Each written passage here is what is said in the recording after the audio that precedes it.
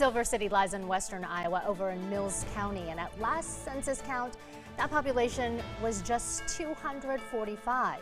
Now, it's the center of a state audit with thousands of dollars unaccounted for.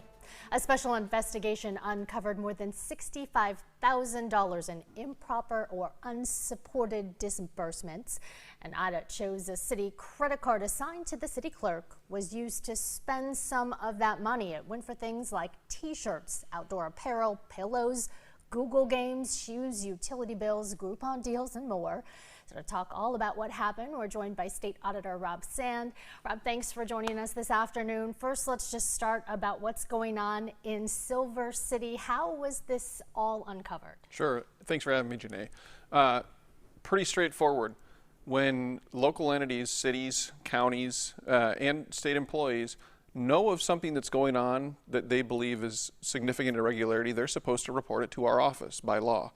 And this is one of those situations where they did. They noticed some things were looking a little strange.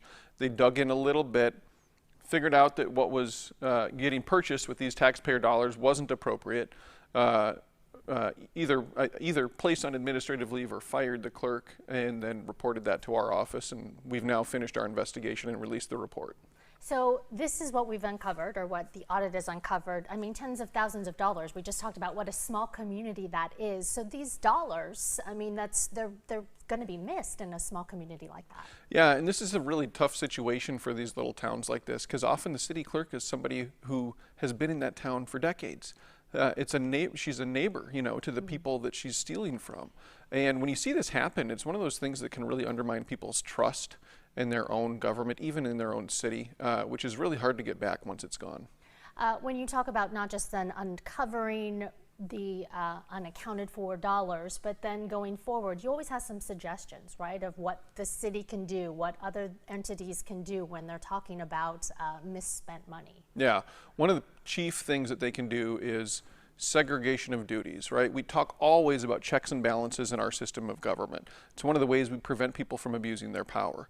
And if in a city or a county or whatever have you, school district, what you want is the people who are handling the finances to only handle a part of it, which means that someone else is also going to be looking at another part of those finances, so that no one has the opportunity to do this kind of thing without anyone else noticing.